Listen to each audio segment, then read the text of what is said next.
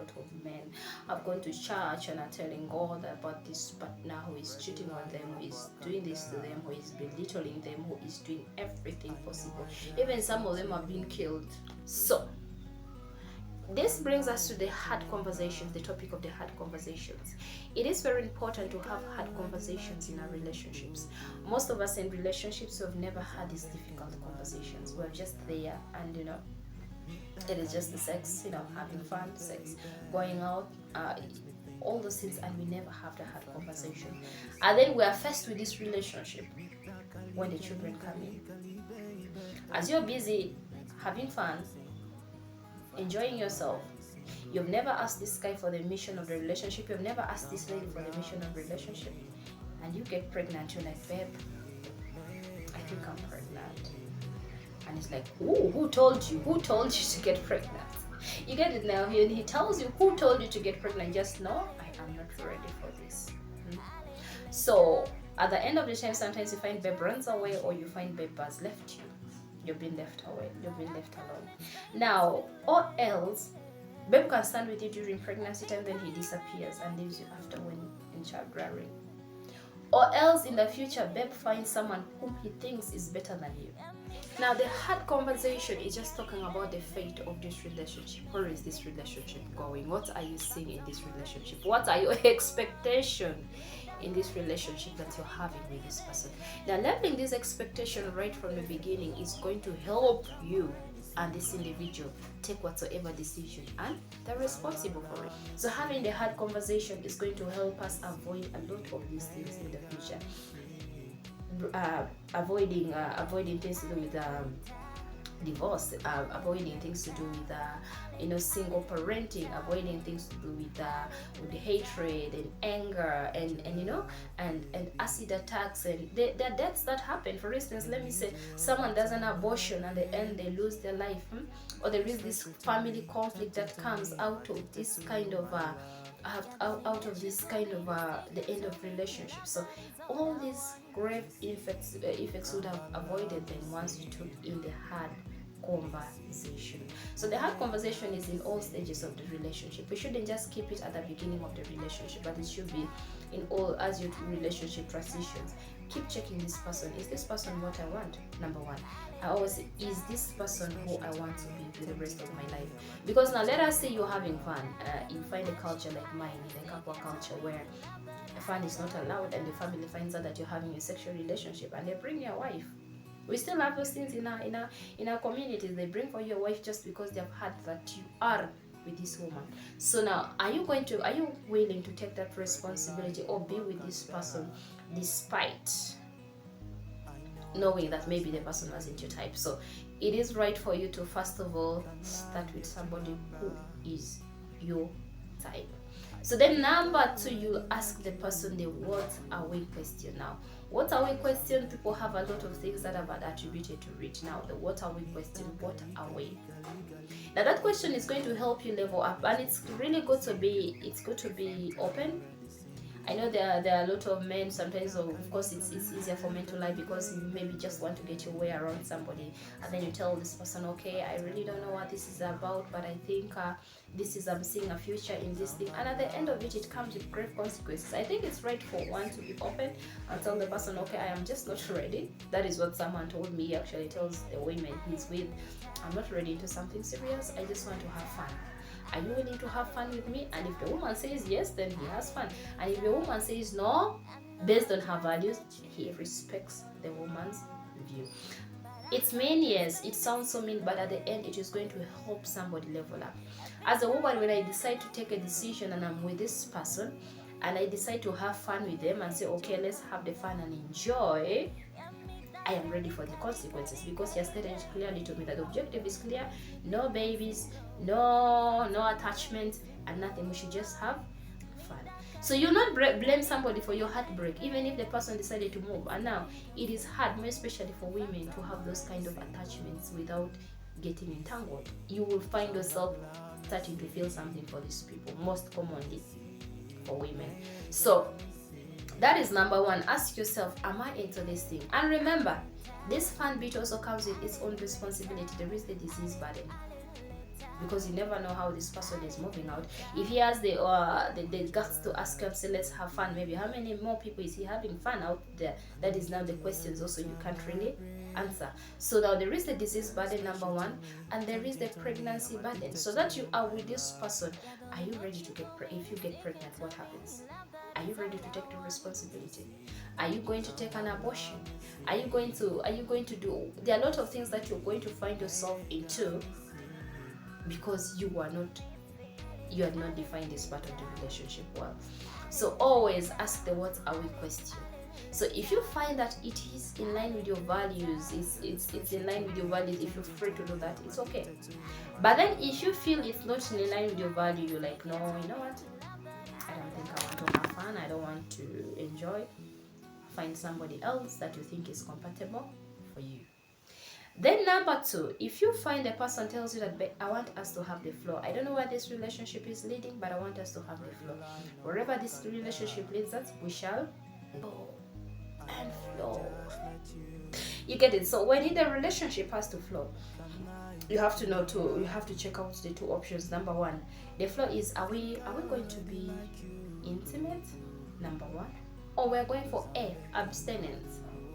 Now when he tells you we're going for air abstinence, it's okay, you're good to go, because you are free. You're going to observe this person from a free mind. You're observing this person from a free mind without your judgment being corrupted. You're going to observe this person and see if I am interested in him. Are his ways appealing to me? Is his culture appealing to me? Is this thing in line with me? That is easier. But now when he tells you, I am not sure, I want us to flow, and the flow involves intimacy. Now the thing about sex is that it corrupts your thinking. It corrupts your thinking. Because why? It excites you, and once you're excited about this sex, at the end of the time you find your judgment is corrupted. You'll not be able to make some of the good decisions because you're enjoying the whole thing. Maybe when the person is so good, you're just looking at the sex element and you're having fun, so you forget to take about some sound decisions. And then let's say in the meantime pregnancy comes in, and now already children are in the picture. After 2 children, then you realize it is even now more than sex. It wasn't just sex. Then you start looking at some of these other things that you have not paid attention to. That is the disadvantage of having intimacy at the same time while you're looking out at this person. So in a hard conversation, talk about it, talk about the intimacy. Now what next? Now that we are getting intimate and pregnancy comes, what next? Are you ready for it? That is number one. You have to know, is this ready? Is this lady willing when the pregnancy comes? Is she willing to take care of it? Are you ready? First of all, are you ready to take care of it? Are you ready to be pregnant? You get it? Eh? Because a lot of I've had conversation and people tell you things like, but the lady knows her circle and she's the one who caused these things. She told me she was in her 6 days and all these things, and then again now she's pregnant. Hey, now, are you ready to take this responsibility? Because it's difficult. The sad bit is that every seed we lay, it comes back to our children. You find this kind of children who are rejected, at the end time, sometimes the circle continues, and in adulthood, the same thing happens to them because this has reoccurred. So if we can try to prevent some of these things, it's good to do them early. So can you have the conversation about it now that when pregnancy comes, what happened? Are you willing to take responsibility? So that if this person, you are not ready, the person takes the necessary cautions. Do we go on abstinence, or I try to do the B or C? Trying to protect yourself from pregnancy or all those things. Then number 2, you have to check this person's culture. Is their culture in line with mine?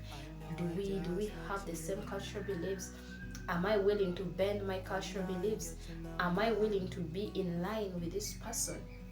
Because all of our cultures are different. Our cultures are so much different. Our ways of lives are different. Now there are people who you find like my kind of family, we are a very large family. The families are usually large. You are an extended family. We love celebrating together. In case of things like celebrations or mourning or anything like that, we usually come together, and it's a very big family. So there are people who are not comfortable being in big families. They love being in small families, they love being in nuclear families. So are you comfortable in that kind of an environment? Are you comfortable with so many people around you, or are you comfortable with fewer people around you? So those are things with the hard conversations you need to have about.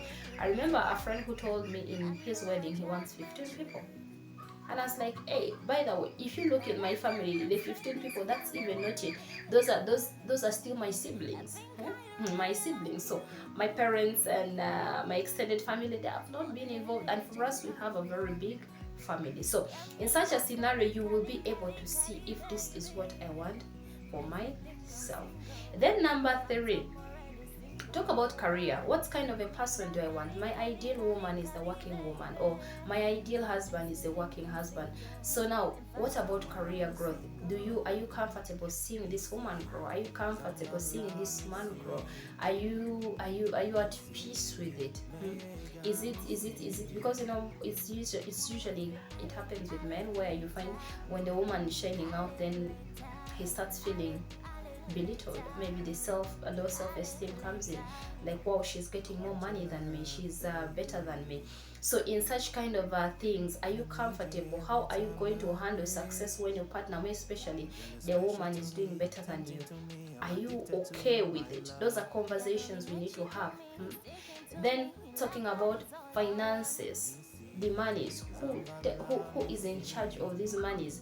How are we going to handle our monies once they're coming into the account? Who is responsible? How much percentage are you taking? Now, the hard conversations need to look at some of those things. When the money comes, who is responsible? How much comes to me? How much goes to that other person? How much does it go to each responsibilities in the home? So this kind of hard conversations will help us level and know whether you want this person. And then when you talk about responsibility, family responsibility, who takes lead? Who takes lead in family responsibility? Who is paying the electricity bill? Who is paying the house? Who is paying some of those things? Now, I'm raised in a patriarchal home where my dad, my uncle provided for the home. So now when my husband dumps responsibility on me, my heart will bleed. Yes, my heart will bleed, because I am not, it's really hard for me. I wouldn't really want to do it. Really, I wouldn't want to do it, that you entrust the whole responsibility to me, because I've seen my father provide, I've seen my uncles provide, I've seen my brothers provide for their homes. So now again, someone wants me to provide it for me, it wouldn't be nice. It wouldn't be nice. So the same in this kind of relationship. So what is the person's mindset? Now when you find my mindset, I'm not comfortable with a scenario where I have to provide for the man. I am not comfortable. So are you comfortable letting your other partner, are you comfortable seeing your woman provide? Are you comfortable? Because now our upbringings are different. Now when you find a boy who was raised by a single mom, or a man who was raised by a single mom, he has seen his mother provide, he has seen his mother hustle and do everything. So to him, a woman's provision is as normal as, yes, it's okay for a woman to provide because I've seen my mother do it, so he can even keep his money.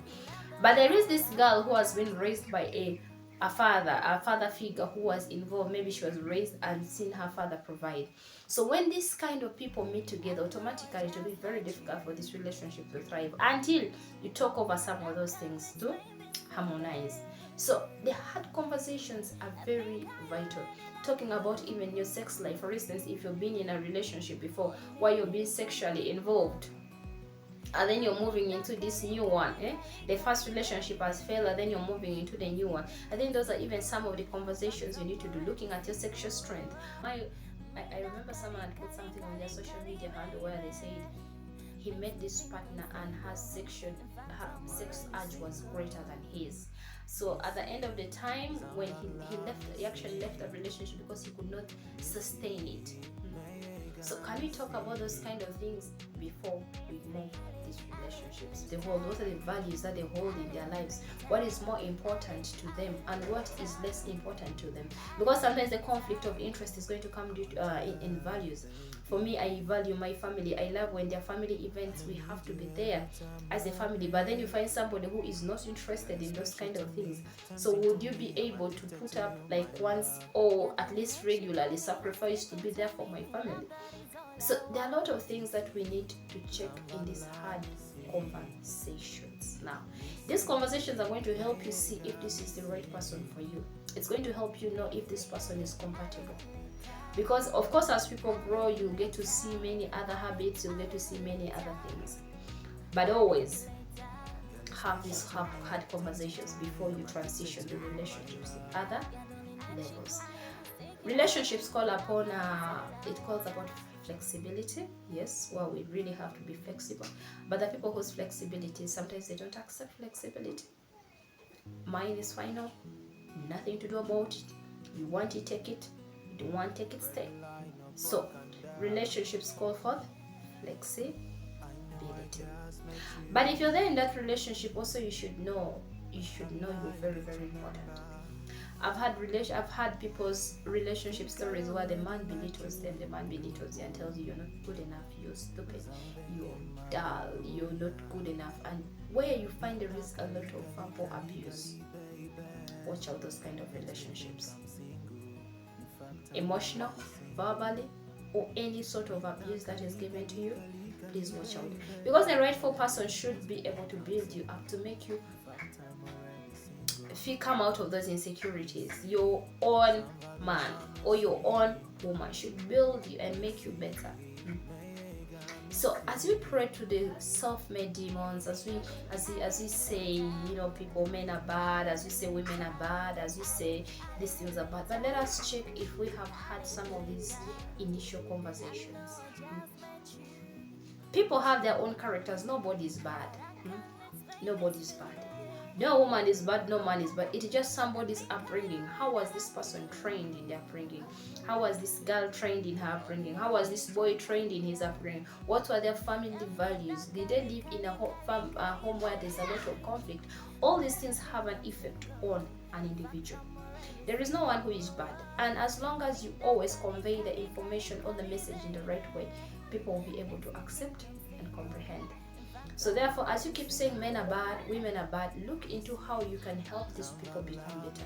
And one problem is always when we see challenges with our partners, you find people complaining to other people. You don't tell your partner like, oh, I don't like this, I want us to have this conversation about this. Not as a blame, not as a way of belittling somebody, but you have a genuine one-on-one conversation. Like, okay, babe, I've seen this, it really makes me uncomfortable. I don't like the way you talk to me. I don't like the way you treat me. I think I need this. Because sometimes people really don't know how to treat us right. People don't know. They don't know what to expect because we never lay our expectations in the beginning. So, a well-leveled foundation is where you have conversations. And I remember listening to one person. There's someone who put a post on Facebook and said, the least somebody needs is a supportive partner, because this world already has its own conflict. At work already have issues, at home already have issues, everywhere we have issues. So you need a partner who is able to support you, who is able to stand with you, who will tell you, babe, it's alright, tomorrow is another day. You need that partner who is going to stand by your side and make you feel alright, make you feel valued, make you feel accepted, make you feel loved, make you embrace you with all your weaknesses and love you as you are, and are able to see the best out of you. So when you find somebody who is every time fighting you and making you feel less than a human, making you think that they have done a favor being around you, making you feel that you are useless, you carry no value in this world, there is nothing good about you, you have to have that conversation. Have the conversations and draw actions for yourself. Because at the end of it, you're the one in the fire. Nobody else is in the fire. It is you who feels it yourself. Nobody else feels it. So please know you're valued, know you're loved, know you're accepted. You are beautiful, you're handsome, you're amazing, you're created for a very beautiful purpose in this world. And your purpose, you can only serve it when you come to self-realization, when you come and have a team that is able to support you. And your number one team supporter is your family. Your family is all that you need to have support from. So have the hard conversations at home. Find out what can work for you people.